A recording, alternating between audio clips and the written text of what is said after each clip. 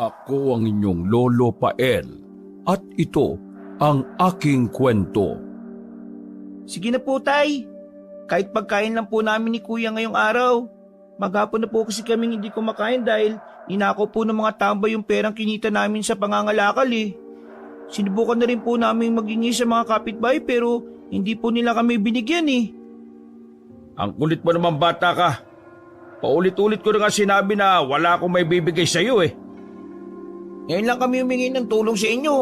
Kahit 50, 70 o 100. Alam mong kamamatay lang ni nanay eh. At wala kami ibang malalapitan. Ano? Ayaw mo na lang kaming mamatay sa gutom? Aba, marunong ka na magsalita ng pabalang ah. Paano ka talaga sa nanay mo? Maski kapkapan niyo ako, wala kayong mahuhutot sa akin. Kailangan din ng mga anak namin ni Maricel ng pera, lalo na't malaki ang gastos sa kanilang pag-aaral. Bakit? Di mo ba kami anak? Hindi ba mga anak mo kami sa una mong asawa? Nakilala mo lang yung Maricel na yan. Kinalimutan mo na kami. Napakademonyo mo talaga. Pagkasabi noon ay lumapat sa pisngi ni Dominic ang kamao ng kanyang ama. Bagya pa siyang napasinghap nang maramdaman ang pag-agos ng dugo sa kanyang ilong. Tiningnan niya si Mang Rigor ng nanlilisik na mata habang hawak ang nangangamatis niyang muka. Mag-ingat ka sa pananalita mo ah. Hindi mo ako madadala sa ganyan. Nang maghiwalay kami ng nanay niyo, tapos na ang responsibilidad ko sa inyo. Sinusunod ko lang ang sinabi ng nanay niyo na layuan ko na kayo magkapatid. Kaya huwag niyo nang ipilit na may mapapala pa kayo sa akin. Napakasama mo talaga. Ikaw na ang pinakamasamang taong nakilala ko. Sana hindi na lang ikaw ang taong pinakasalan ni nanay eh. Eh di sana, hindi kami sinilang. At hindi sana namin naranasang magmakaawa sa isang taong walang puso. Saan mo kayo nahuhugot yung lahat ng lakas ng loob na tising kami kayong iisang dugo lang naman ang nananalaytay sa atin? Kung sa bagay, ayaw mo na kaming kilalaning anak. Dapat, hindi ka na rin namin kinilalang ama eh. Tigilan mo na nga yan, Dominic. Nakakaya kay Maricel. Narito pa naman ako sa pamamahay niya. Kahit anong isumbat niyo sa akin, wala kayong mapapala. Bakit? Akala niyo ba may magagawa yung mga sinasabi ninyo? Para sabihin ko sa inyo, ha? Mga batuta, wala na akong pakialam kung hindi niyo na ako kikilalanin. Inutusan ko ba kayong tawagin niyo akong tatay? Hindi, di ba? Kaya kung ako sa inyo, umalis na lang kayo. Kung hindi kayo aalis, ipapabarangay ko kayo. Dahil trespassing tong ginagawa niyo eh. Napakaayop mo talaga. Bakit kayo ganyan sa sarili niyong dugo at laman? Kung makikita lang ni nanay ang ginagawa niyo sa amin, hindi kanya mapapatawad. Sana ikaw na lang namatay eh. Kuya, tama na. Umalis na lang tayo. Wala tayong mapapala kay tatay. Nag-aaksaya lang tayo ng oras dito eh. Hindi ba kasasabi ko lang kanina na hindi na natin siya kikilalaning tatay? Kahit kailan, huwag mong tatawagin at tatay yung madamot na lalaking yan.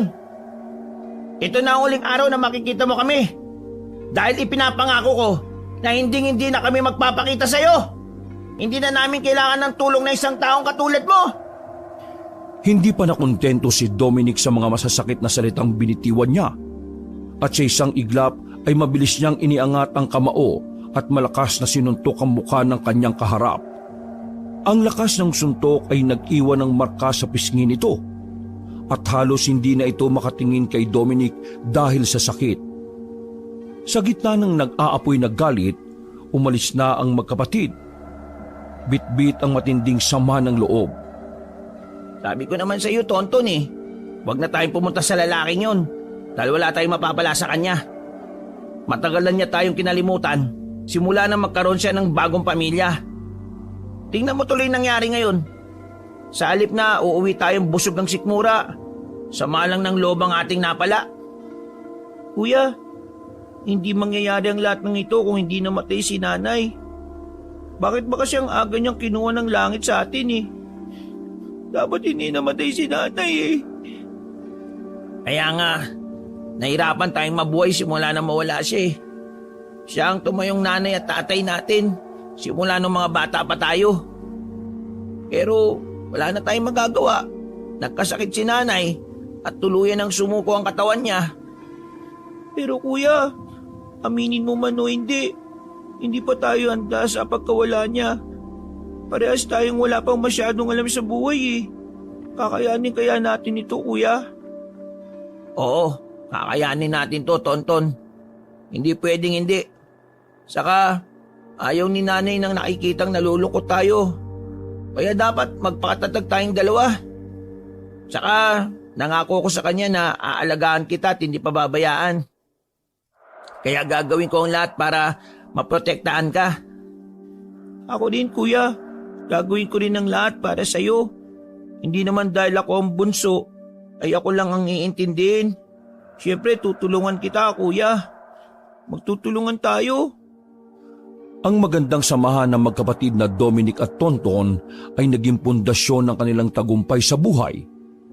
Habang nag-aaral, pareho silang naghahanap buhay sa pamamagitan ng pagtitinda at pag-i-extra sa iba't ibang trabaho.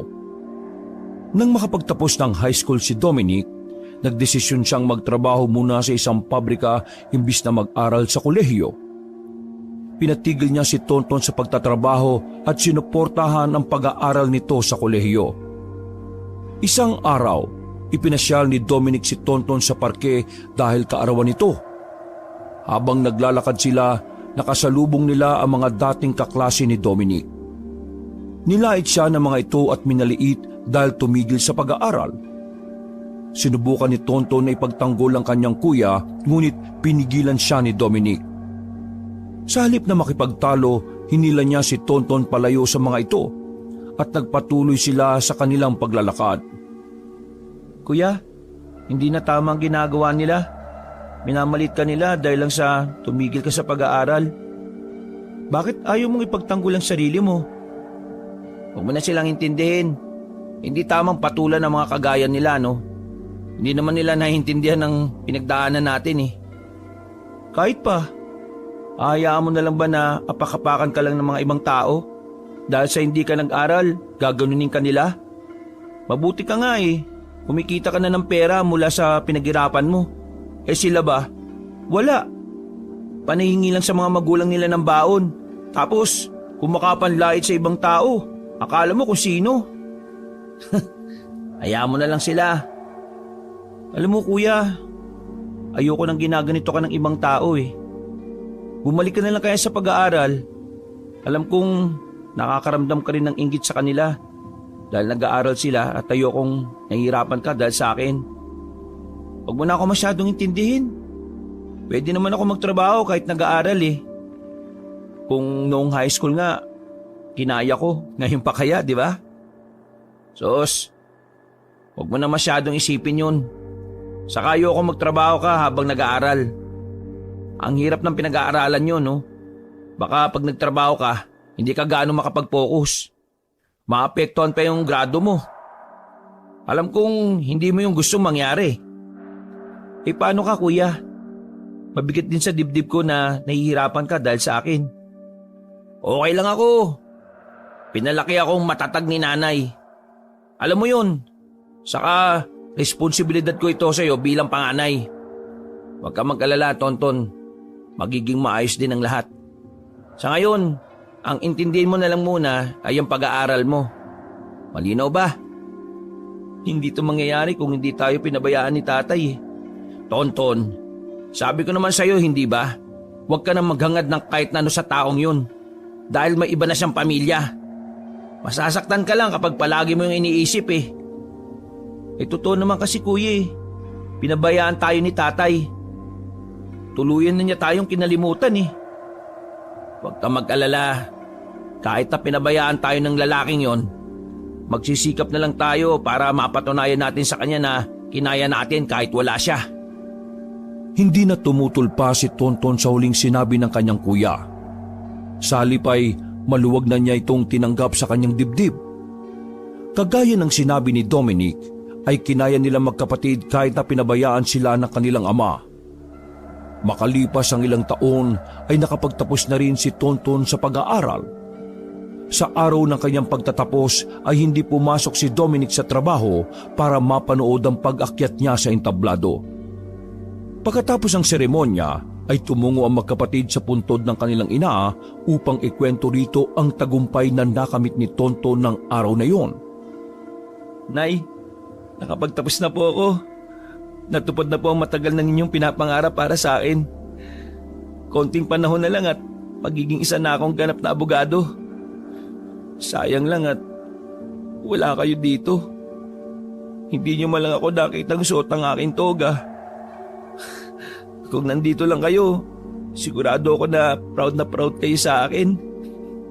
Sigurado naman akong nakitingin sa iyo si nanay mula sa itaas at proud siya sa iyo. Tsak yan, kuya.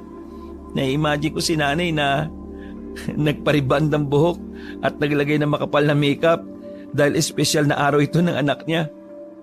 Tapos, pagkatapos ng event, mabubura rin ang lahat ng makeup niya dahil sa sobrang abala sa paghahanda sa mga pagkain. Ganun kasi siya nung nagtapos ako ng elementarya eh. Di ba? Oo. Naalala ko tuloy bigla. Si nanay napakamasayahing tao at buo ang suporta sa kanyang mga anak. Nung nabubuhay pa nga siya, sa ating dalawa na lang umikot ang buhay niya eh. Kinakaya niyang gampanan ng pagtatrabaho at pagiging nanay sa atin. Hindi pa rin tayo nagkukulang sa atensyon niya at pagmamahal kahit masyado siyang abala. Napakabuti ni nanay, no? Sa kanya ko inaalay lahat ng nakukuha kong tagumpay. At salamat din sa iyo, kuya. Kasi kung hindi dahil sa iyo, hindi ako makakapagtapos sa pag-aaral eh. Hindi ko ito kakayanin kung wala ka. Bukod pa dun, sinakripisyo mo ang pag-aaral mo para sa akin. Kaya ngayon nakapagtapos na naman ako naman ang susuporta sa iyo kapag nakapagtrabaho na ako. Ikaw naman ang magtatapos sa pag-aaral, kuya, ha? Huwag mo nang alalahanin yon, tol. Hindi mo na ako kailangan suportahan. Mag-focus ka na lang sa pag-aabogado mo. Mahaba pang lalakarin mo para sa propesyon na yan. Unang-una, kailangan mong kumuha ng board exam. Mahabang panahon din ang ilalaan mo sa pag-aanda. Sa bagay, ano ka, kuya? May sapat na rin naman ako naipon. Bala kong magnegosyo na lang muna. Gusto kong magkaroon ng stable na pagkakakitaan bago bumalik sa pag-aaral. Wala naman sa edad ng pag-aaral eh. Talagang plinano mo ang lahat ng desisyon mo sa buhay, kuya, no? Oo naman. Yung kasi ang turo sa akin ni nanay eh. Palagi niyang binibili na dapat planado ang lahat ng desisyon sa buhay. Basta, naniniwala ako na magiging matagumpay ang negosyo mo, kuya. Mga ilang buwan matapos ang graduation ni Tonton ay nagpakaabala naman si Dominic sa pagpapatayo ng isang maliit na coffee shop. Hindi nagtagal ay nakilala ito sa kanilang bayan at dinarayo pa ito ng mga taga-ibang lugar. Lumago ang negosyo ni Dominic kaya naman tumigil na siya sa pagtatrabaho at dito na lang nag-focus. Si Tonton naman ay nagpakasubsob sa kanyang pagkaabogado. Hanggang sa makapasa sa board exam at nakapagtrabaho sa isang law firm. O, Tonton, anong ginagawa mo dito? Wala ka bang pasok sa trabaho? Akala ko ba abala ka sa isang trabaho? Rest day ko naman, saka bala ko talagang pumunta dito sa coffee shop mo para naman mabisita kita, kuya. Ang tagal ko na rin hindi nakakarating dito simula nang maging abala ako sa trabaho. Sa bagay. Oh, ano bang gusto mong kape? Ice Americano na lang, kuya. O sige, hintayin mo lang dyan at igagawa kita. Sige, kuya, salamat. Dali-daling bumalik si Dominic sa brewing area, isang lugar sa coffee shop kung saan ginagawa ang mga kape. Habang papalapit siya sa pinto, isang batang pulubi ang humarang sa kanya. Kilala niya ang bata. Madalas itong manghingi ng pagkain sa kanilang tindahan. Agad na kinuha ang isang pirasong tinapay at isang basong tubig mula sa counter at iniabot yon sa bata. Nakita ni Tonton ang ginawa ni Dominic at namangha siya sa kabaitan ng kanyang kuya. Hindi pa rin nagbabago si Dominic.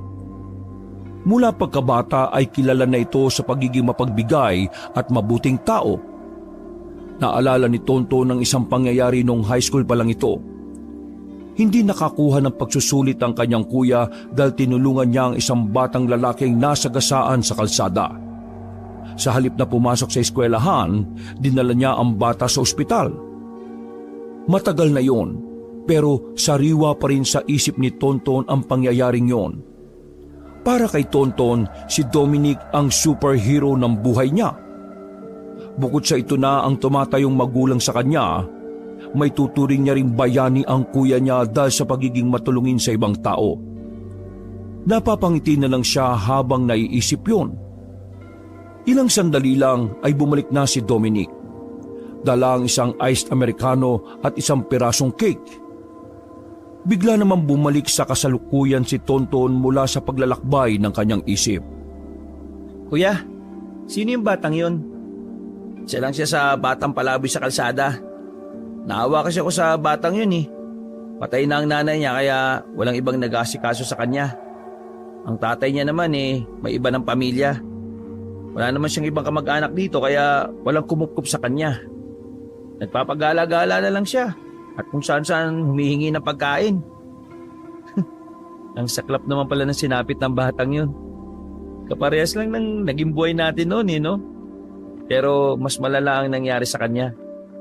Hindi naman kasi tayo nagpapagala-gala kasi may sarili tayong bahay. Naalala ba nung bata pa tayo? Muntik na rin mangyari sa atin ng ganun.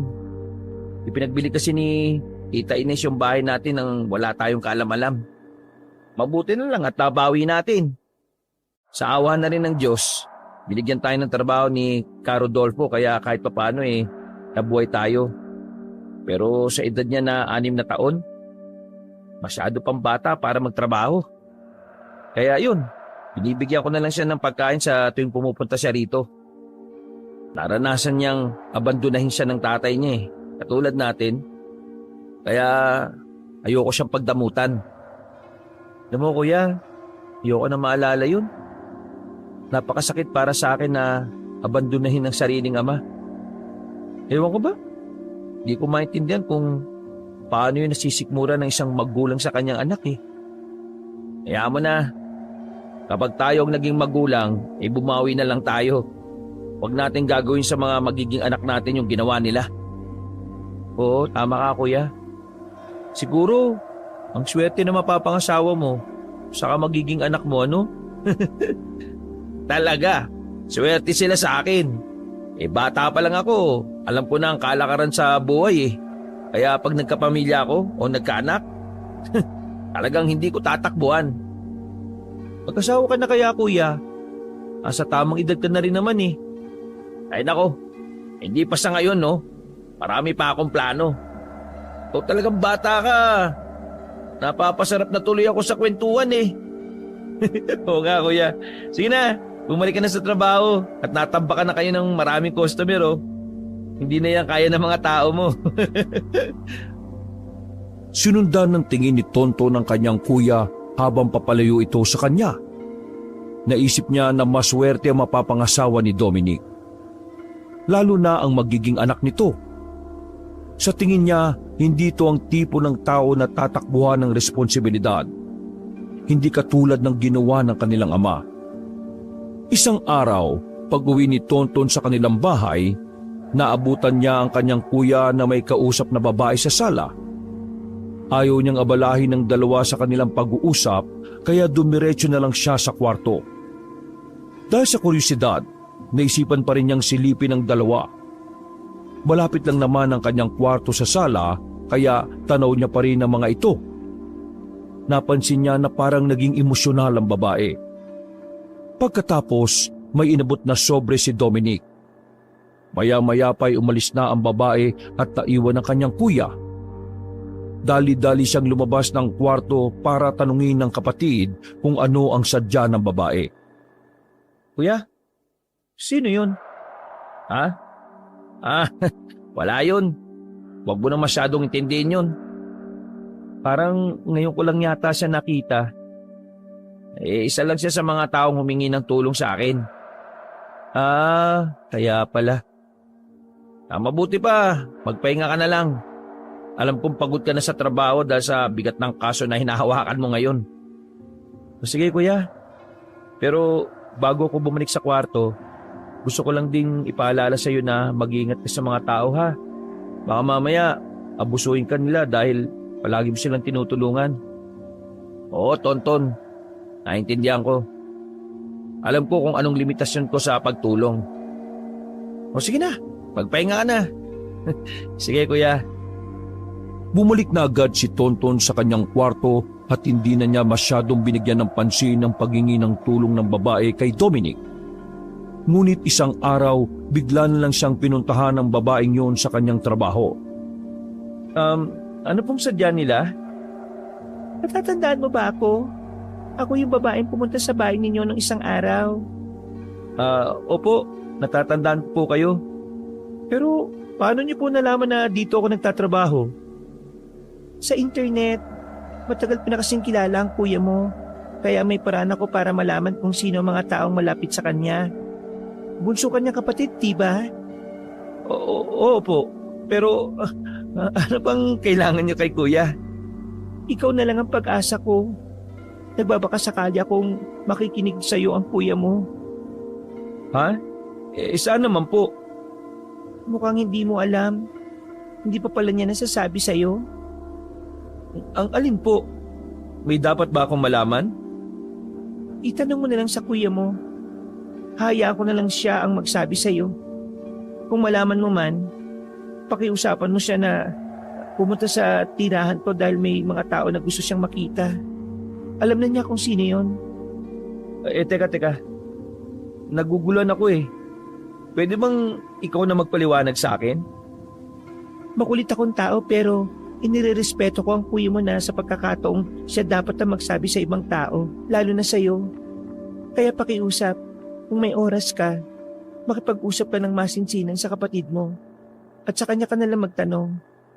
Ipaliwanag mo ng maayos sa kanya ang lahat ng anggulo. Sige po. Kakausapin ko si kuya. Ang pakikipag-usap ng babaeng yun ay nagdulot ng matinding kaguluhan sa isip ni Tonton. Kung kaya't kinagabihan ay naisip niyang hintayin si Dominic mula sa trabaho upang makausap ang kanyang kuya tungkol sa bagay na yun. Kuya, dumating ka na pala. Oo, Ton. Mukhang inintay mo ako ah. May gusto ko bang sabihin? Kuya, nagpakita sa akin kanina yung babae na nakausap mo nung isang araw. Gusto ko lang sanang malaman kung anong meron sa inyo ng babaeng yun eh. Bakit? Ginugulo ka ba niya? Hindi naman kuya, pero humingi siya ng tulong sa akin eh. Hindi niya sinabi sa akin kung anong meron sa inyong dalawa kaya gusto ko malaman. Isa lang siya sa mga tao na humihingi ng tulong sa akin. Humihingi lang siya ng tulong sa iyo pero bakit mukhang desperado na siya? At pati yung lugar na pinagtatrabahuan ko inilam niya na talaga eh. Hindi ko alam sa kanya. Sinabi ko naman sa iyo nung nakaraan na huwag mo na siyang intindihin eh. Bakit ba ayaw mo siyang pag-usapan, kuya? May itinatago ka ba? Tonton, kilala mo ko. Hindi ako naglilihim sa iyo. Isa lang siyang babae na nangangailangan ng tulong ko. O sige, may tiwala naman ako sa iyo eh. Pero, kuya, bakit pinapupunta ka niya sa tirahan nila? Dahil may tao raw na gusto ka makita. Ha? Sinabi niya yun sa'yo? Oo, kuya. Ano ba kasing kailangan ng babaeng yun sa'yo? Ay nako, kaya mo na. Ako nang bahala doon. Kuya, magsabi ka lang sa akin ha, pag hindi na tama ang ginagawa niya. Tandaan mo, abogado ang kapatid mo, kaya lagi kitang ipagtatanggol. Hindi na natin kailangan paabutin to sa batas, Tonton. Kaya mo na lang siya. Saka, kung ano man ang meron sa amin hayaan mo na sa akin at ako nang bahala ron. Dahil sa sinabi ni Dominic ay pinagkibit-balikat na lang ni Tonton ang nangyari. Hindi na niya masyadong iniisip ang tungkol sa sinabi ng babae dahil magkakaroon lang ito ng ibang kahulugan. Kilala niya kasi ang kanyang kapatid at alam niyang hindi ito ang tipo ng tao na gagawa ng masama sa kapwa. Naisip niyang posibleng inabuso lang ng babae ang kanyang kabaitan. Lumipas ang mga araw at nabura na rin yon sa isip ni Tonton. naging abala silang magkapatid nang sumali sila sa isang foundation na tumutulong sa mga batang inabandona ng kanilang magulang. Ito ay may programang nagbibigay ng pagkain at regalo sa mga ulilang bata sa bawat barangay sa kanilang bayan. Tonton, kaya na namin ang pagbabalot ng mga ito. Ang mabuti pa umuwi ka na sa bahay at magpahinga. Ang bigat ng kasong hinahawakan mo ngayon tapos rest day mo, hindi ka man lang magpahinga. Ayos lang kuya. Ikaw din naman maghapon kang pagod sa pag-aasikaso sa negosyo mo tapos tuwing hapon dito ka dumidiretso sa halip na magpahinga. Ayos lang. Sa tuwing nakikita ko mga bata na masaya, hawak ang regalong ipinamigay natin natatanggal ang pagod ko. Masaya rin ako sa ginagawa ko. Alam kong gusto mo rin ng tumulong dito pero hindi ba sa susunod na araw na ang hearing mo sa korte? Inaral mo na bang mabuti yung kaso? Oo naman kuya. May oras naman ako para dun O sige, ikaw ang bahala. Ay, siya nga pala. Makikisuyo na lang ng mga gift wrapper dun sa may tambakan ha. Tinulang na kasi yung nandito O sige kuya, saglit lang. Pumunta si Tonton sa tambakan na malapit sa kanilang kinaroroonan. Habang papalapit siya, naaninag niya ang isang binata. Nang sumilip siya, nanlaki ang kanyang mga mata sa gulat. Isang babaeng nakatayo sa labas. Ang babaeng nangungulit sa kuya niya noon. Ngunit kakaiba ang itsura nito ngayon. Nakasuot ito ng itim na blusa at maraming nakasabit na medalyon sa liig. Nanlilisik ang mga mata nito habang nakatitig sa gawin ng kanyang kuya. Sa sobrang pagkabigla, napatras siya ng bahagya. Sa sandaling yun dumating si Dominic. Oh, bakit ang tagal mo naman? Ito lang naman yung pinapakuha ko Kuya, Oh, bakit? Ano yun? Bakit takot na takot ka? nakikita mo ba yung babae dun sa bintana? Babae sa bintana? Tumingin si Tonton sa bintana kung saan niya nakita ang babaeng nakaitim pero pagtingin niya doon ay wala na ito. Gumuhit ang pagtataka sa kanyang noo at inilibot ang mga mata sa paligid dahil umasa siyang makikita niyang muli ang babae. Wala naman babae sa bintana. Nawala na siya doon ano bang itsura ng babae? Nakasuot ng blusang itim. Tapos, may mga nakasabit ng medalyon sa kanyang leeg. Baka guni-guni mo lang yon. Ikaw kasi, ang hilig mong manood ng mga horror movies na yan Kaya kung ano-ano yung mga nakikita mo. Siguro nga kuya. Ang mabuti pa, bumalik na tayo doon para naman matapos na yung ginagawa natin. Sumang-ayon na lang si Tonton sa kanyang kuya. Bago ihakbang ang kanyang mga paa ay tinapunan pa niya ng sulyapang bintana pero wala na talagang babae sa labas.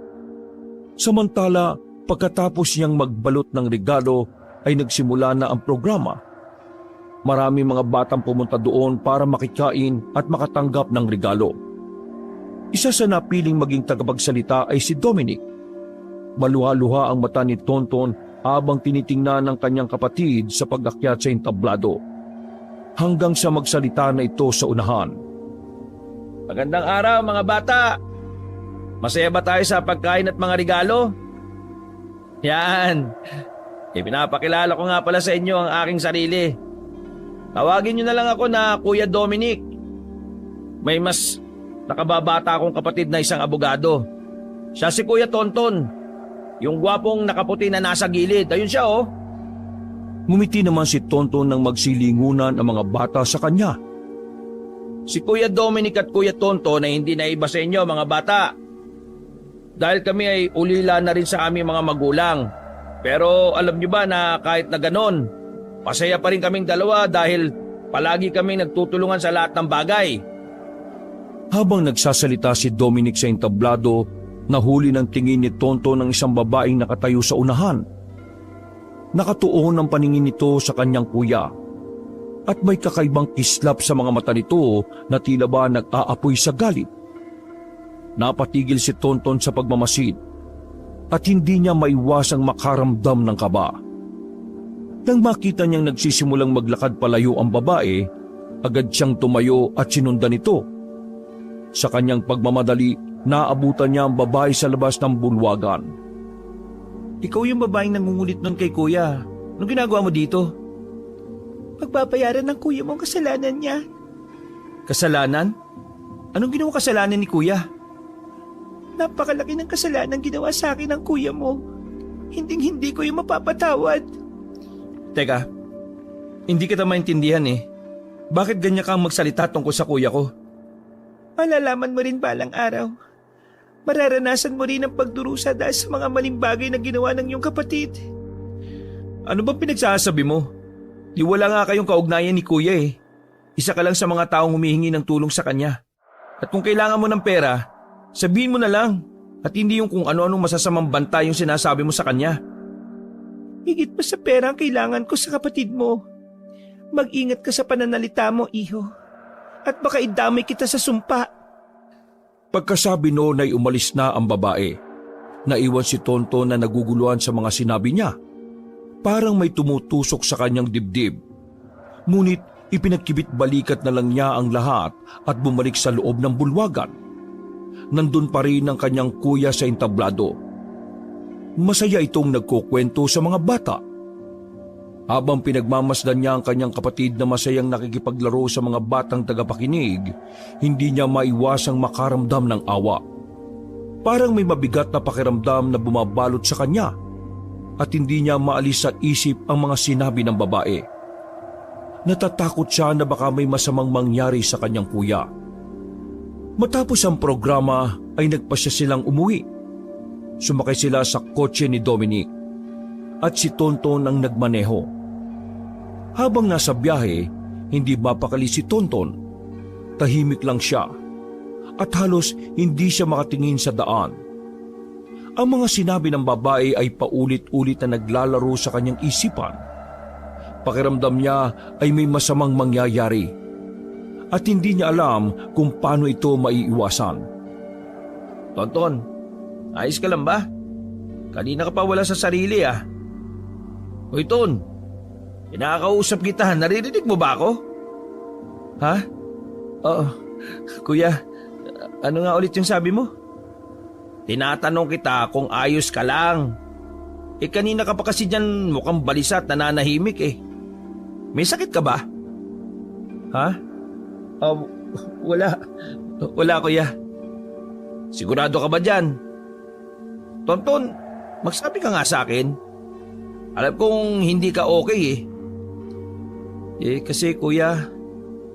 Ano nga yun? Bakit ba ayaw mo akong diretsuhin? Yung babae na palaging nangungulit sa'yo. Nakita ko siya kanina. Ha? Talaga? Anong sabi niya sa'yo? Hindi ko siya ganong maintindihan eh.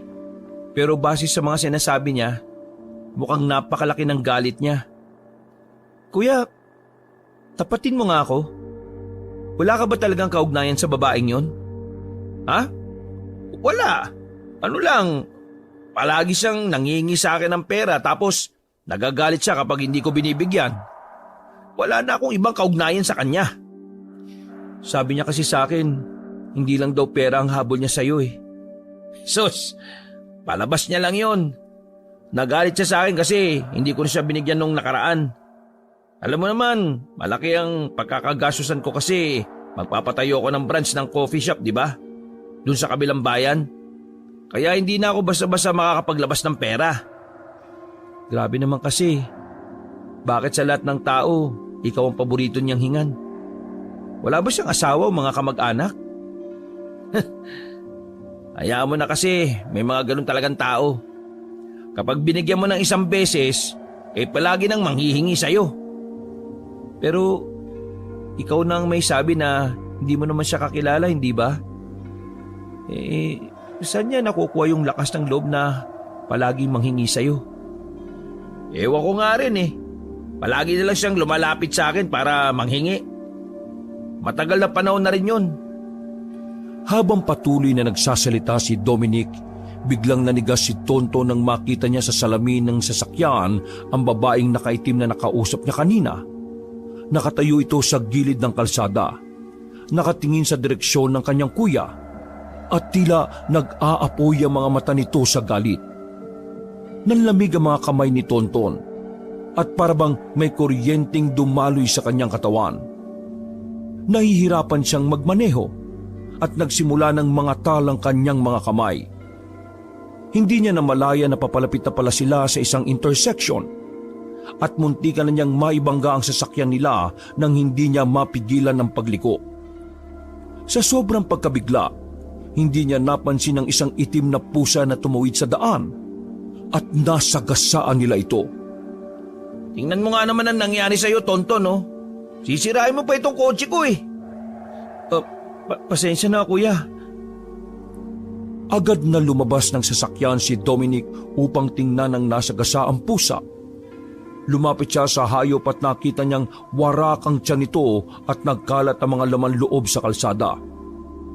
Sumunod naman si Tonton sa kanyang kuya. Nang makita niya ang pusa, bahagyang napatras siya at napayuko. Tumahimik ang dalawang magkapatid habang pinagmamasdan ng sugatang hayop. Kawawa naman yung pusa. Di kasi nag-iingat sa pagmamaneho, Tonton eh. Ewan ko ba? Hindi ko maintindihan kung anong nangyayari sa'yo at nakakaganyan ka. Kuya, hindi ba malas daw ang itim na pusa, sabi ni Lola? Anong malas? Hindi totoo yan. Sabi-sabi lang yan ng mga matatanda na wala namang katotohanan. Ang mabuti ba? Tulungan mo na lang akong ilibing itong pusa para hindi na durugin pa ng ibang sasakyan. Ikaw kasi, di ka nag-iingat eh. Pasensya na, kuya. Sige, libing na natin yan. Hindi tumutol si Tonton sa kanyang kuya. Dali-dali siyang nagtungo sa kotse at kumuha ng isang malaking karton. Sabay nilang binalot ang katawan ng patay na pusa gamit ang karton at pagkatapos ay sabay nila itong iniangat. Ngunit bago pa man makatayo si Tonton, muntik na niyang mabitiwan ang kanyang hawak dahil sa isang nakakapanindig balahibong pangyayari. Muli niyang nakita ang babaeng nakaitim.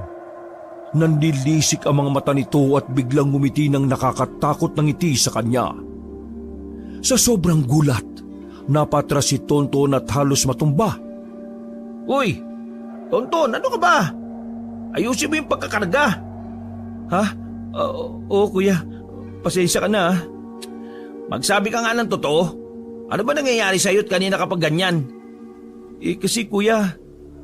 Ano? Huwag mo akong bitinin. Wala, kuya. Diyos ko naman to, oh. Pambira ka naman eh. Sige na, bilisan mo na nga dyan.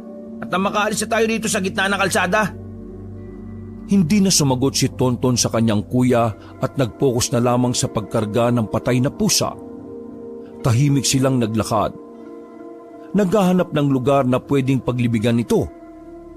Matapos itong mailibing, bumalik na sila sa sasakyan.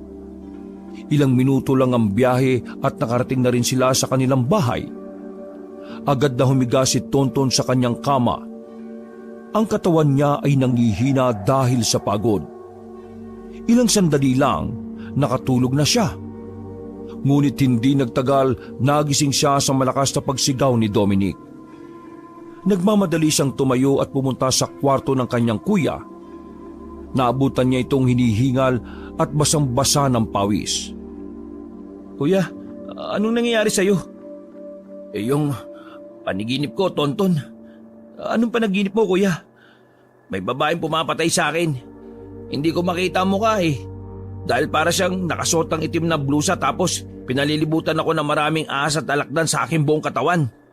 Basta, nakakatakot ang panaginip ko. Dahil sa sinabi ni Dominic ay naalala niya ang babaeng nakaitim na blusa na lagi niyang nakikita na siya ring babaeng nanggugulo sa kanyang kuya. Kuya, sigurado ka bang hindi mo nakaaway yung babaeng nakausap mo nung nakaraan?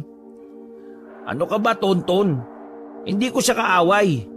Nasabi ko naman sa iyo na isa lang siya sa mga taong humihingi ng tulong at nagagalit sa akin kapag hindi ko naibibigay yung gusto niya.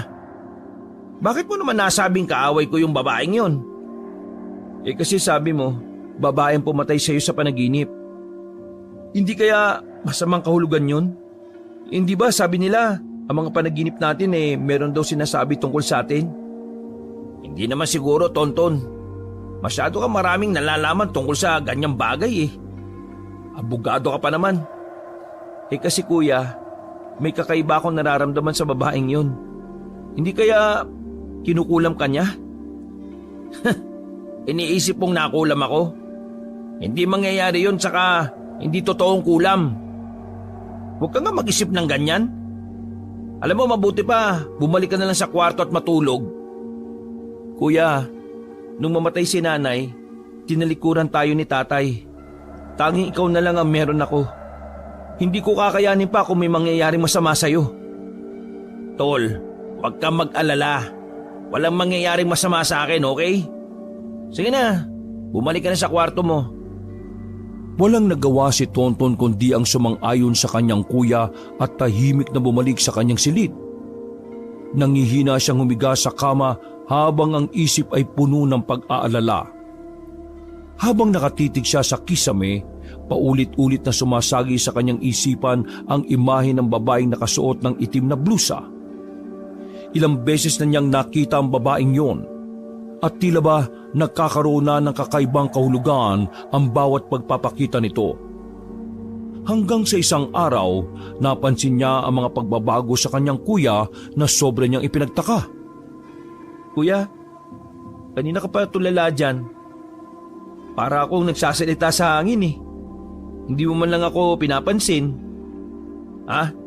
Ay, pasensya na. Ano nga ulit yung sinabi mo, Tonton? Siyempre, nagkukwento ko. Hindi ba, kaya mo nga ako pinapunta dito para makapagkwentuhan tayo? Oo nga. Masyado kang naging abala sa kaso mo nitong nakaraan eh. Kaya halos hindi na kita makita. Ngayon lang talaga tayo may pagkakataon para makapagkwentuhan. Oo nga eh. Namimiss ko na nga sa bahay natin. Parang gusto ko na tuloy umuwi. Dahil sa hirap ng inaral naming kaso, parang naging bahay ko na tuloy yung opisina eh. Umuwi ka na nga. Namimiss ka na rin ng kwarto mo. Saka, mahirap din pala yung walang kasama sa bahay no? Kuya, nakakatulog ka ba ng maayos? Ha? Oo naman. Nakakatulog naman ako na maayos. Sus, ang laki kaya ng eye bags mo. Saka bakit parang namamayat ka yata? Napupuyat lang ng kaunti paminsan-minsan pero ayos lang ako. Ano naman pinagkakabalahan mo? Bakit ka naman napupuyat? Madalas kasi akong nakakapanaginip ng hindi maganda ngayon eh. Tapos nagigising na lang ako ng 10 oras ng gabi. Madalas ka rin bang makapanaginip ng nakakatakot? Oh, ganun na nga. Siguro dahil na rin sa stress at pagod. Ang dami ko kasing pinagdaanan dahil sa magtatayo ng branch sa ibang lugar eh. Ganun lang naman ang posibleng dahilan kung bakit nagkakagunan ako kapag natutulog. Siguro nga dahil na rin sa stress at pagod. Pagpahinga ka rin kasi kuya kapag kinakailangan. Oo nga eh. Kailangan ko na nga siguro ng pahinga. Naguguluhan na si Tonton sa mga nangyayari sa kanyang kapatid. Hindi niya may paliwanag ang kakaibang pagbabago sa kilos at ugali ni Dominic. Lumalaki ang hinala niya na may kakaibang nangyayari sa kuya niya. Isang araw, nagpasama si Dominic sa ospital para ipa-check up ang kanyang puwitan. Ilang araw na siyang nakakaramdam na matinding pangangati, pagsakit ng tiyan at pagdurugo sa labas ng tumbong. Pakiramdam din niya ay tinutusok na matindi ang parting yun ng kanyang katawan at nang suriin nga ng doktor ang kondisyon ni Dominic, nakita nito ang isang bukol sa loob ng tumbong ng binata, kasing laki ng bunga ng ubas. Sinabi ng doktor na posibleng nagkaroon na ng colorectal cancer si Dominic.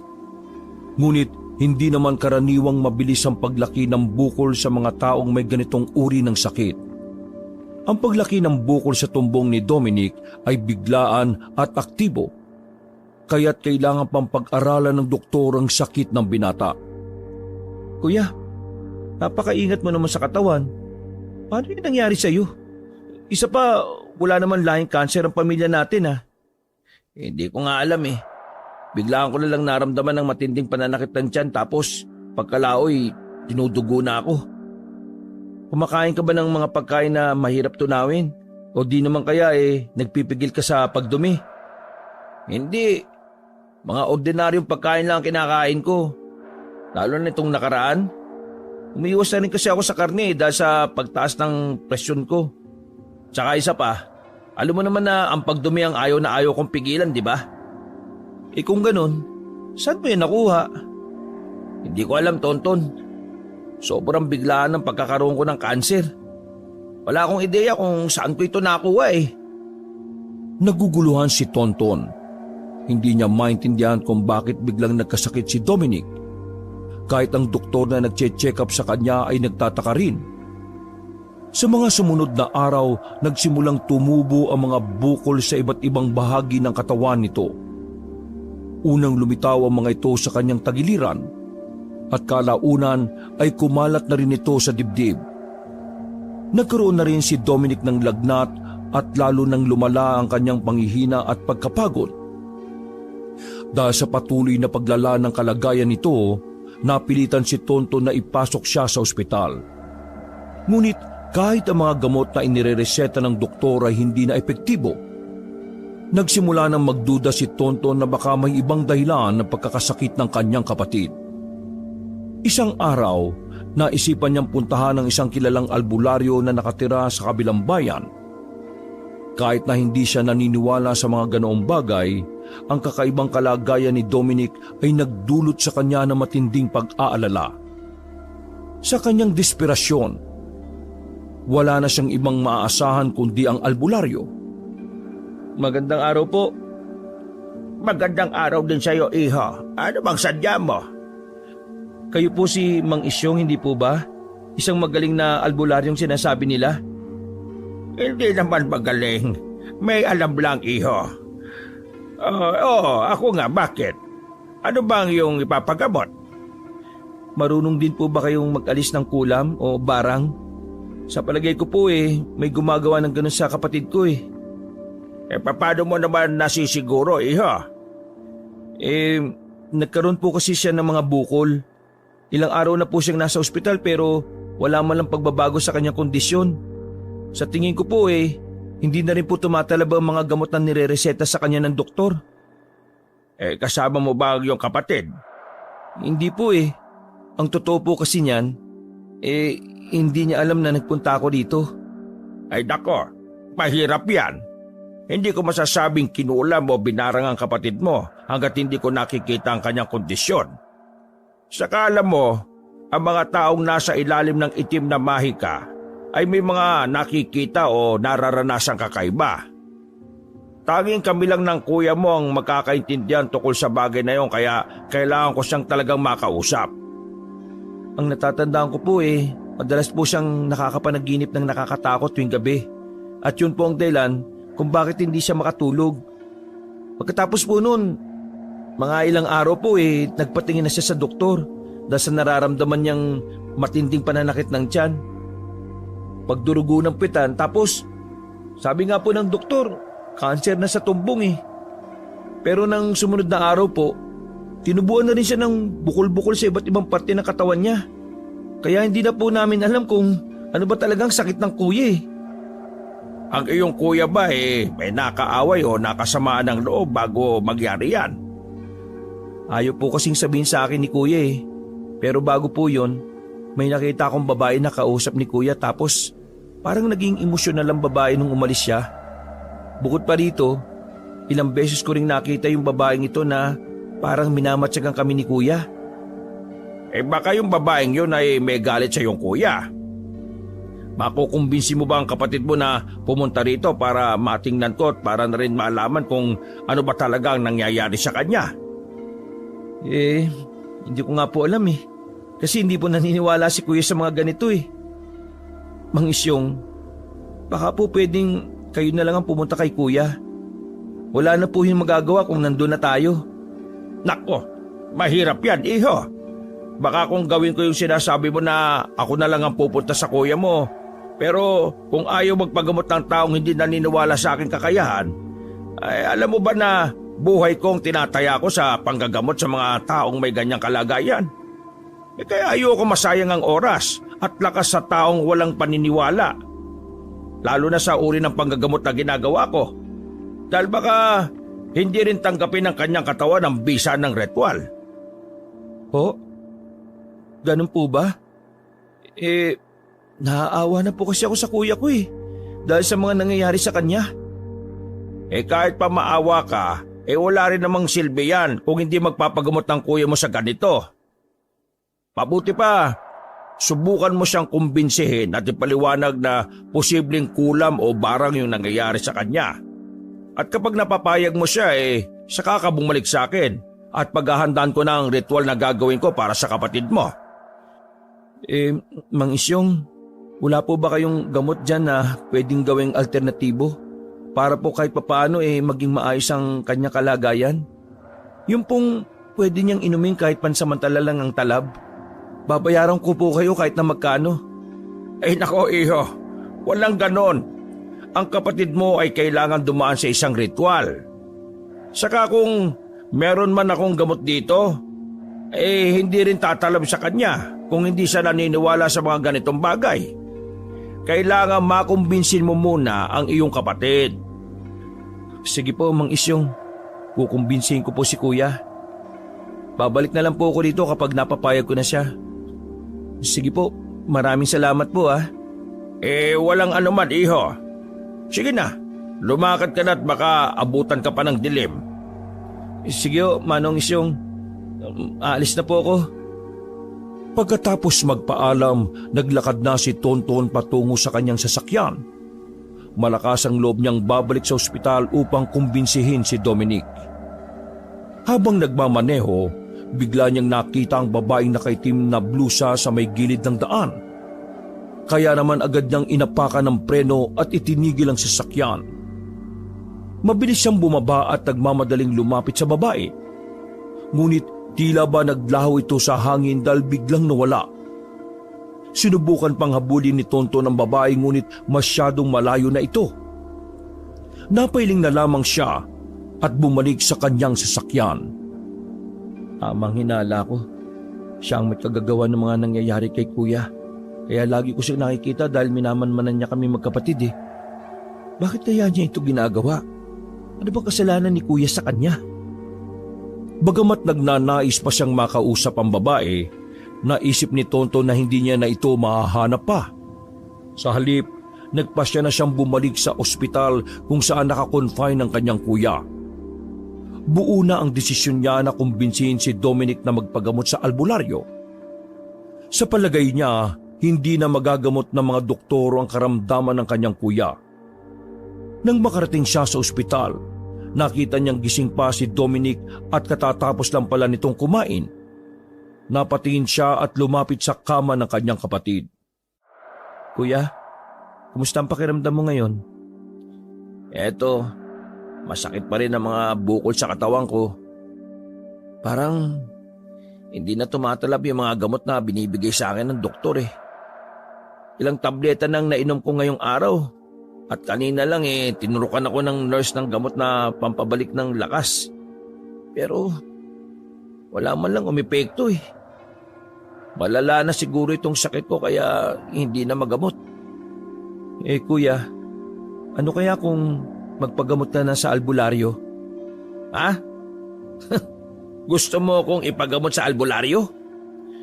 May hinala kasi ako kuya na may gumagamit sa'yo ng itim na mahika . Tanda mo ba yung babaeng nakausap ko noon? Yung nangungulit sa akin na babae noon?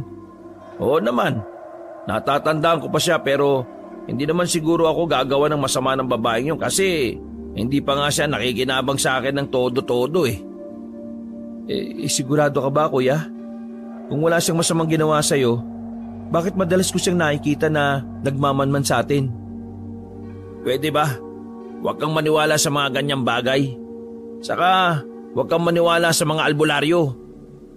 Tanda mo ba nung dinala natin si nanay sa ganyang klaseng manggagamot? Sa halip na gumaling si nanay mas lalo lang lumala yung kanyang sakit. Tapos, napakalaki pa ng perang ibinayad natin sa taong yun. Kaya wala na akong tiwala sa mga ganyan . Nanloloko lang sila ng tao . Kuya, hindi kinulam si nanay at malala ng karamdaman niya. Kaya hindi na kinayang gamutin ng albularyo ang sakit niya. Pero sa kaso mo, nakakasiguro kung kinula mo binarang ka. Paano ka naman nakakasiguro? May katotohanan ba yung bagay na yan? Kuya, isipin mong mabuti ah. Bakit hindi na tumatalab sa iyo yung mga gamot na inirereseta ng doktor? Saka bakit hindi nila malaman kung ano talaga yung sakit mo? Hindi ba posibleng pruweba ang mga yon na kinulam ka nga talaga?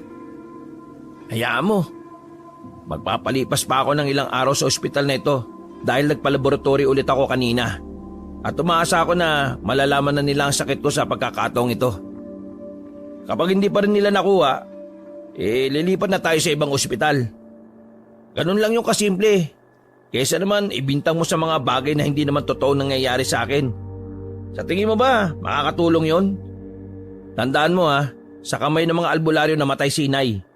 Lumala ang sakit niya dahil sa kanila natin siya ipinagkatiwala sa halip na dalhin natin siya sa ospital. Kung hindi natin yung ginawa noon, buhay pa sana ang ina natin eh. Kaya isipin mo yung mabuti, Tonton. Kuya, paano kung sa pagkakataong ito albularyo pala makakapagpagaling sa'yo? Nababaliw ka na ba, Tonton?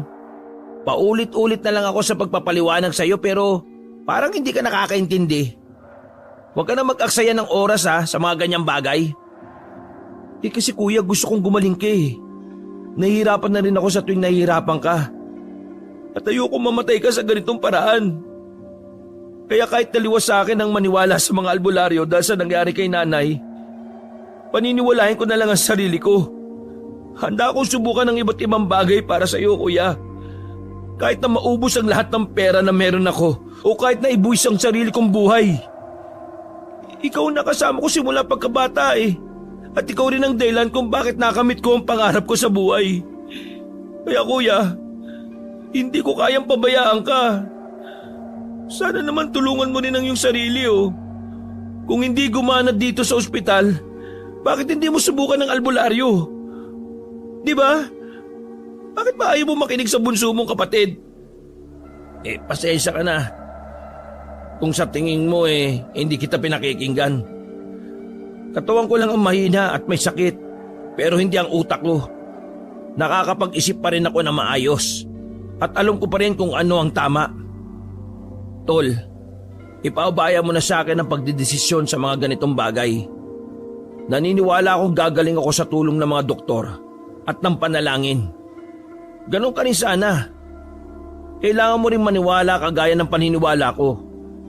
Makakabangon din ako at babalik ako muli sa normal. Kailangan lang nating maghintay. Tonton, may awa ang Diyos. Sige kuya, kung yan ang desisyon mo, hindi kita kukulitin. Kapakanan mo lang naman ang iniisip ko eh. Maraming salamat tol sa pag-aalala mo sa akin. Pero wag mo rin pabayaan ang sarili mo ha. Baka hindi ka na nakakapag-focus sa mga hinahawakan mong kaso dahil lagi mo akong binabantayan dito. Hindi naman kuya. Di ko pa rin naman napapabayaan ang sarili ko kahit na binabantayan kita dito. Mabuti naman. Ang laki na talaga ng kapatid ko na kinakarga-karga ko pa dati kapag wala si nanay at nagtitinda sa bayan. Napalaki ka namin ni nanay ng maayos at may magandang ugali. Palaging proud sa iyo ang kuya mo, Ton. Tandaan mo yan. Ikaw talaga kuya. Nagdrama ka na naman. Saan pa ba ako magmamana di sa'yo, di ba? Nagtataka ka pa dyan. Tumawa ng malakas si Dominic sa sinabi ni Tonton. Nahawa rin si Tonton sa tawa ng kanyang kapatid kaya nabalot ng tawanan ng silid. Sa pagkakataong yon, nakita ni Tonton ang pagiging positibo ng kanyang kuya sa kabila ng kanyang karamdaman. Naibsan ang kanyang pag-aalala at lumakas ang kanyang loob. Lumipas ang mga araw, ngunit walang pagbabago sa kondisyon ni Dominic. Sa halip, lalo pa itong lumala. Ang mga bukol sa loob ng kanyang katawan ay nagsimulang lumabas sa kanyang balat. Nagsimula na rin magkaroon ng mga sugat na nagnanana ang kanyang katawan. Kahit hindi pa rin matukoy ng mga doktor ang sakit ni Dominic, nakiusap pa rin si Tonton na manatili sa ospital ang kanyang kapatid. nagbabakasakali pa rin sila na matutuklasan ng sakit ni Dominic. Halos maubos na ang perang inipon ni Dominic dahil sa laki ng mga bayarin sa ospital. Nagpasya si Tonton na pumunta sa coffee shop upang usisain ang negosyo at tumingi ng kaunting pera mula sa puhunan nito para may pandagdag sa pambayad sa ospital. Ginagamit niya ang kanyang sariling pera, ngunit hindi ito sapat dahil sa sobrang mahal na mga gamot. Nang makarating siya sa coffee shop, nalumo siya dahil unti-unti na itong nalulugi. Bumalik si Tonton sa ospital na laglag ang balikat dahil sa mga nangyayari. Agad na napansin ni Dominic ang kanyang kalungkutan. O tol, bakit parang malungkot ka? Hindi ka ba nakahingi ng pera mula sa coffee shop? Hindi kuya eh. Huwag ka sana mabibigla pero unti-unti nang nalulugi ang negosyo mo eh. Ha? Di pa siya napapamahalaan ng maayos? Nandun naman palagi yung manager ko ah. Ang totoo niyan kuya, ilang beses nang nanakawan ng yung coffee shop. Palagi nila itong nadadatnan sa umaga tuwing magbubukas sila na nakabukas ang pinaglalagyan ng pera eh. Naala nila eh, pinapasok ito na magnanakaw. Eh anong ginawa nila? Nahuli ba yung magnanakaw? Hindi nga kuya eh. Hindi kasi nila naabutan yung magnanakaw siyempre. Kaya hindi nila alam kung sino ang kanilang huhulihin. Hindi ba nila nakita doon? Yun nga ang problema kuya. Parang tinatakpan yata ang CCTV kasi wala silang makitang kahit anong video tungkol sa magnanakaw eh. Eh nako, grabe naman. Parang planado ang pagnanakaw sa coffee shop ah. At hindi lang yun kuya. Bukod pa ron, unti-unti na rin nauubos ang customer dahil wala nang gaanong bumibili. Hindi na raw kasi ganun kasarap ang mga kape. Oo, eh bakit naman? Binigyan ko naman sila ng tamang panuto at masarap na timpla ng kape ah. Iyon nga, ang hindi ko alam kuya. Mahinala na rin ako kung sinong gumagawa sa yun yan eh. Pagkasabi noon na hindi na nakasagot si Dominic dahil bigla itong namilipit sa sobrang sakit ng tiyan. Kuya, anong nangyari sa'yo? Sobrang sakit ng tiyan ko, Tonton. Tumawag ka ng doktor, bilis! Oo kuya, diyan ka lang, tatawag ako ng doktor. Natataranta si Tonton at agad na tinawag ang doktor. Nang bumalik siya sa silid ng kanyang kuya kasama ang doktor, pareho silang nagulat nang makita si Dominic na sumusuka ng berdeng likido na may kasamang mga insekto. Naging mas komplikadong sitwasyon ni Dominic dahil sa pangyayaring ito. Lalo nang hindi may paliwanag ng doktor kung ano ang nangyayari sa binata. Dahil dito, nakiusap ang pamunuan ng ospital na ilipat na lamang si Dominic sa ibang ospital na may espesyalista sa hindi maipaliwanag na karamdaman. Hindi na rin alam ng mga doktor kung paano gagamutin si Dominic dahil sa mga kakaibang sintomas na hindi nila matukoy. Wala nang nagawa ang magkapatid kundi ang bumalik na lang sa bahay. Sa kagustuhan ni Tonton na gumaling ang kanyang kuya, muli niyang pinuntahan si Mang Isyong. Sinabi niya sa matandang albularyo ang kondisyon ng kanyang kapatid. Pinaalis na sa ospital ang iyong kapatid? Ganun na nga po. Hindi na raw po kasi nila kayang gamutin si kuya eh. At hindi rin nila matukoy kung ano pa yung talagang sakit nito. Kaya ka ba naparito para ipagamot na sa akin? Opo, Mang Isyong. Wala na po kasi talaga akong ibang maisip na solusyon eh, kundi ang lumapit sa inyo. Hindi ko na po dadalhin si kuya sa ibang ospital dahil sigurado kong hindi rin nila matutukoy ang sakit ni kuya eh. Nung isang araw kasi, sumukas siya ng likido at may mga kasamang insekto. Wala naman pong ordinaryong karamdaman na may ganong sintomas maliban na lang kung ginagamitan siya ng itim na mahika, hindi po ba? Eh mukhang nabara nga ang kapatid mo, iho. Napakatindi ng sumpa sa kanya kaya pinahihirapan ang katawan niya. Eh kailangan mailabas ang itim na elemento sa loob ng kanyang katawan. Pero sandali lang, kumbinsido na ba ang iyong kapatid na magpagamot sa akin? Hindi pa pero sa ganitong sitwasyon eh, pareho na kaming desperado. Alam kong gusto pa ni kuyang mabuhay ng mahaba kaya hindi na pwede yung kanyang pagmamatigas. Sigurado ako na kapag pumunta kayo sa aming bahay, wala na tayong ibang magagawa kundi mapapahayag si kuya eh. Iho, tiyakin mo lang ha. Ayoko mag-aksaya ng oras sa wala.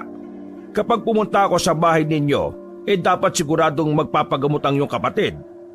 Kung gusto niyang gumaling, kailangan niyang maniwala sa kakayahan ng albularyo.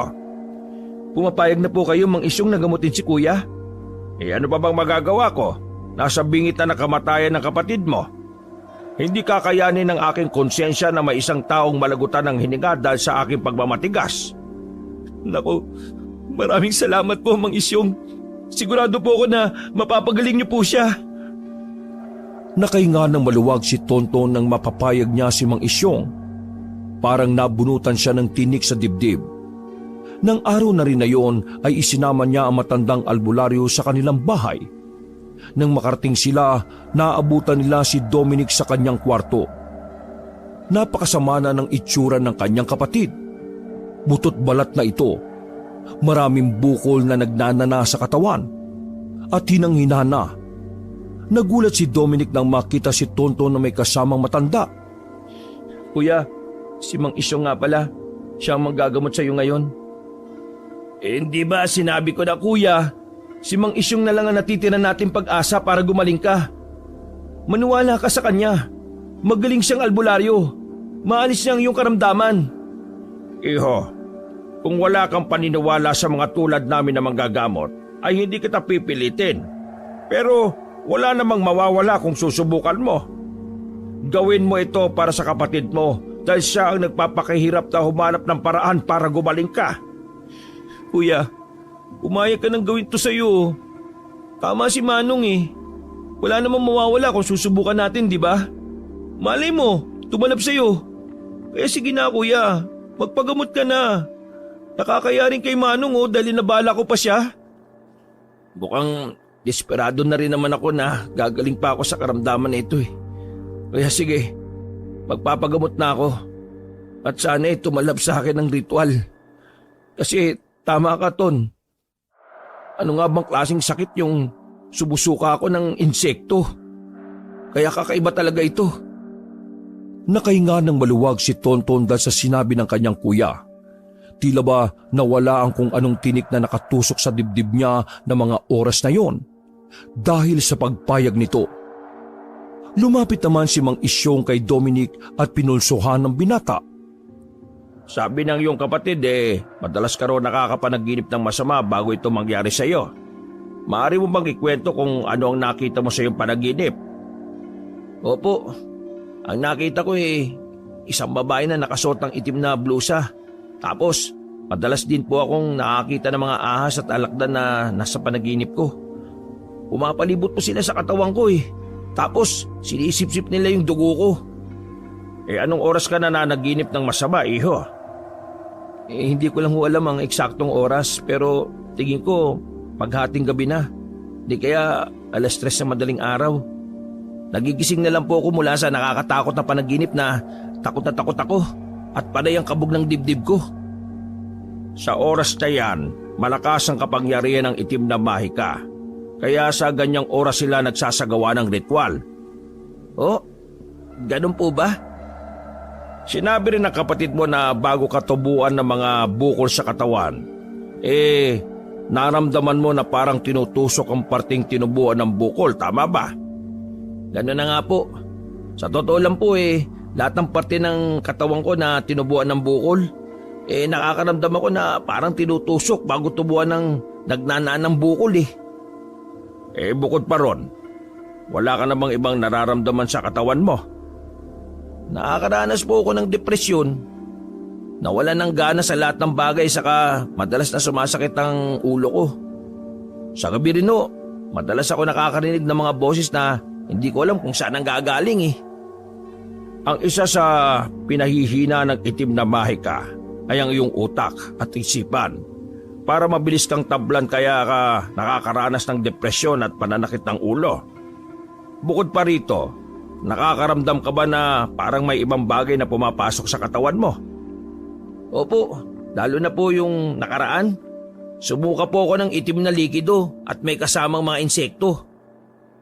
Tiningnan ni Mang Isyong ang hiniliit na daliri ni Dominic at napailing ang matanda nang mapansin niyang hindi ito pantay. Kumpirmado, ang kapatid mo ay binarang. Napakadelikado nito kung hindi magagamot. Matindi na ang kapangyarihan ng itim na mahika sa loob ng kanyang katawan. At kung hindi natin ito maaalis kaagad, maaari niya itong ikamatay. O sige na, sisimulan ko ng ritual. Sinindihan ni Mang Isyong ang mga kandila. Pagkatapos ay kinuha niya ang isang maliit na kahon at binuksan ito. May laman itong maliit na krus at isang pulpito ng posporo. Lumapit siya kay Dominic at tinawakan ng ulo nito. Tahimik siyang nagdasal ng mga salitang Latin. Sunod naman niyang kinuha ang pulpito ng posporo at inipit sa gitna ng hinlalaking daliri sa kamay ng binata. Napaaray si Dominic dahil sa sobrang sakit. Biglang nagbago ang boses nito. Naging babae ang boses nito na labis namang ikinagulat ni Tonton. Bumasag sa katahimikan ng malakas na sigaw ni Dominic. Nandidisik ang mga mata nito at nakatuon ng bagang. Katawan na ito! Papatayin ko ito! Sabi mo sa akin, anong pangalan mo? Hindi ko pwedeng sabihin ang aking pangalan dahil mamamatay ako! Sige, pagbibigyan kita. Pero bakit mo binabarang ang taong ito? Dahil galit ako sa kanya at gusto ko siyang mamatay! Ano bang ginawa sa iyo ng taong ito at gusto mo siyang patayin? Nagkagustuhan kami pero binuntis niya ako at hindi man lang pinanagutan. Nung nagkasakit ang anak namin, nakiusap ako sa kanya na baka pwede niyang dalawin ang anak namin dahil gusto siyang makita ng bata. Sa halip, binigyan niya ako ng pera at tumangging puntahan ng anak ko. Kinabukasan, namatay na si Utoy dahil sa sakit niya. Nalagutan siya ng hininga sa sama ng loob dahil ang kahit sa isang hiling niya ay hindi napagbigyan. Namatay ang anak ko ng masama ang loob sa lalaking ito, kaya dapat rin siyang mamatay.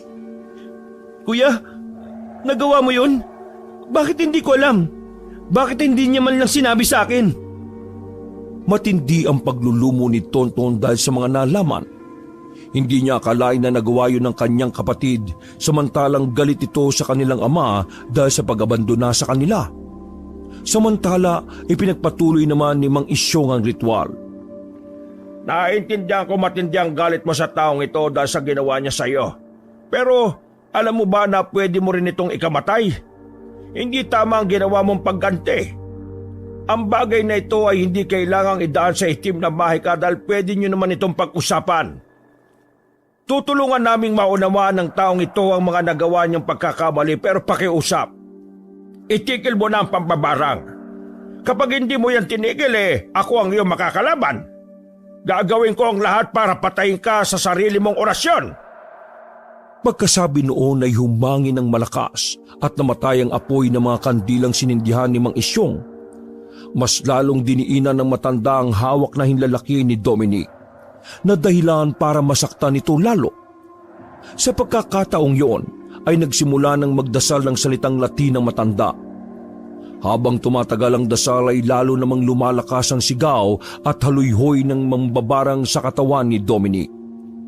Mga ilang sandali pa ay bigla itong nagkalwagan na animoy pinapagpag ang katawan ng binata. Makalipas ang ilang minuto ay natahimik na din ito at tumina na ang ihip ng hangin. Tagaktak ang pawis ni Dominic at naging labis ang panghihina. Pawis na pawis naman ang matandang albularyo dahil sa paglaban sa mambabarang. Wala na mambabarang. Tinanggal na rin niya ang itim na mahika sa katawan ng iyong kapatid. Ligtas na siya. Napalood si Tonton dahil sa sinabi ni Mang Isyong. Napausal siya ng pasasalamat at pagkuway niyakap ang nanghihinang kapatid. Sa pagkakataong yon ay nahimasmasan na rin si Dominic. Anong nangyari sa akin? Kuya, ligtas ka na. Gagaling na ang iyong sakit. Sabi ko naman sa iyo sa ganitong paraan ka gagaling. Hindi makapaniwala si Dominic sa sinabi ng kapatid. Wala pa rin siya sa sarili ng mga oras na yon at wala siyang ideya kung ano ang nangyari. Mga ilang saglit pa ay may inabot na basong may lamang tubig si Mang Isyong kay Tonton. Ipainom mo ito sa iyong kapatid. Ito ang tubig na ginawan ko ng orasyon. Malilinis nito ang kanyang kaluluwa mula sa itim na mahika. Agad namang iniabot ni Tonton ng tubig kay Dominic at saka ipinainom. Naubos naman ito kaagad ng binata dahil sa sobrang uhaw. Bukas, adyain mo siya sa akin para masiguro natin na hindi na siya babalikan ng mambabarang. May ritual din akong gagawin sa kanya para tuluyan ng matanggal ang lahat ng itim na mahikang pumasok sa kanyang katawan. Opo, Mang Isyong. Gagawin po namin yan. Pinagpahinga muna nila si Mang Isyong bago umuwi at pagkatapos ng isang oras ay umalis na rin ito. Binigyan nila ito ng malaking halaga at pinabaunan ng maraming grocery bilang kabayaran sa panggagamot. Nang araw na yon ay nagkaroon na ng malaking pagbabago sa katawan ni Dominic. Unti-unti na naghilom ang nagnananang nitong sugat at bumalik na rin ang mga nawalang lakas sa katawan. Kinabukasan ay pumunta sila kay Mang Isyong at ang makumpletong ritual ay naging tuluyan na ang paggaling ni Dominic. Nang bumalik na sa dating sigla si Dominic, sakalang binanggit ni Tonto ng tungkol sa babaeng bumarang sa kanya habang nagpapahinga sila sa coffee shop. Kuya, alam kong nakaraan na ito pero gusto ko lang itanong. Bakit mo nagawa yun sa babaeng nang barang sa'yo? Bakit hindi mo pinanagutan ang anak ninyo? At bakit hindi ka man lang nagpakita sa anak mo bago siya namatay? Ginawa ko yung para sa iyo, Tonton. Hindi ko pinanagutan ng bata dahil ayaw kitang mapabayaan. Hindi ko inaasahan ang nangyari. Hindi ko ginustong may mabuo. At wala yun sa plano kaya tinalikuran ko na lang siya sa halip na akuin yun. Pero kuya, malaki na ako at kaya ko ng sarili ko. Pero yung bata, nangangailangan siya ng isang ama. Alam mo ba, nung araw na nalaman ko na ganun ang ginawa mo sa sarili mong anak, na pamangkin ko, nandita ko sa iyo bigla eh. Kasi buong buhay ko, tinitingala kita. Napakataas ng tingin ko sa iyo, kuya. Para sa akin, ikaw ang pinakamabuting tao sa buong mundo. Pero, nagkamali ako. Mas masama ka pa pala kaysa sa inaasahan ko. Bakit ba ibinabalik mo ang dapat nakaraan na lang, Tonton? Nagsisisi na ako sa mga ginawa ko. Nakita mo naman kung anong nangyari sa akin, di ba? Tinanggap ko lahat yon. Nung una pa lang, alam kong nababarang ako. Pero hindi ko pinagagamot dahil alam kong yun ang karma sa mga kasalanan ginawa ko. Bakit ba kasi kailangan pang umabot sa ganito na nabarang ka bago mo maisip ang mga mali na ginawa mo? Simple lang naman ang kailangan ng anak mo eh. Ang magkaroon ng isang ama. Ang makaramdam ng atensyon at pagmamahal mula sa isang ama. Bakit hindi mo yung binigay? Kuya, ha? Akala ko ba galit ka sa mga magulang na inaabandona ang kanilang anak? Galit na galit ka kay tatay dahil sa ginawa niya, hindi ba? Yun ang dahilan kung bakit na sumali sa foundation. Para iparamdam ang pagmamahal na hindi naibigay sa kanila ng kanilang magulang. Pero bakit? Bakit hindi mo yun naiparamdam sa sarili mong anak? Ano bang gusto mong gawin ko, Tonton? Wala na yung anak ko eh. Patay na. Ginantihan na ako ng nanay. Halos mamatay ako dahil sa ginawa niya sa akin. Hindi pa ba sapat yun? Oo, kuya. Hindi pa yun sapat. Ang gusto kong gawin mo, pumunta ka sa nanay ng anak mo at tumingi ng tawad. Itanong mo rin kung saan nakalibing yung pamangkin ko. At kahit dun man lang, humingi ka ng tawad sa kanya. Yun na lang ang magagawa mo, kuya. Hindi ko gagawin yan. Pagkatapos akong ipabarang ng nanay niya, tapos pupuntahan ko siya. Kuya, hindi ka ba natatakot? Paano kung balikan ka niya dahil matindi pa pala ang galit niya sa'yo? Ano bang mahirap sa paghingi ng tawad? Basta. Hindi ko gagawin yon. Sige na, maiwan na muna kita. May ayusin pa ako eh. Kung wala ka ng ibang sasabihin, mabuti pa umalis ka na lang. Tumayo naman mula sa kinauupuan si Dominic at naiwan si Tonton. Nahagip ng paningin ni Tonton ang babae sa kabilang mesa. Nung una ay hindi pa niya ito nakilala hanggang sa maalala niya na ito ang babaeng bumarang sa kanyang kuya. Ito yung babaeng bumarang kay kuya. Ano ba yung ginagawa niya rito? Maya-maya ay biglang tumayo ang babae mula sa kinauupuan. Hinabol naman ito ni Tonton pero hindi na niya naabutan. Mula sa araw na yon, bumalik ang sakit ni Dominic. Ang mga bukol sa kanyang katawan ay parang muling nagising at ang kanyang panghihina ay mas lalong tumindi. Nagmadali si Tonton na dalhin siya kay Mang Isyong ngunit ang matanda ay tila nangihina na rin. Hindi na niya kayang labanan ng bigat ng itim na mahika. Hindi na nagamot ang barang ni Dominic. Ang kanyang kalagayan ay lumala ng lumala hanggang sa tuluyan na siyang pumanaw. Nang buksan ang kanyang kabaon, nakita nila ang mga uod at iba't ibang insekto na nagkukumpulang parang itim na ulap. Ang pangyayari ay nag-iwan ng malalim na sugat sa puso ni Tonton. Ngunit sa gitna ng kanyang kalungkutan, nagpasya siyang magpatuloy sa kanyang buhay. Ipinagpatuloy niya ang pagtulong sa mga naabandonang bata. At ipinangako niya sa kanyang sarili na ang nangyari sa kanyang kuya ay magiging isang aral na kanyang dadalhin habang nabubuhay. Wakas! Ako ang inyong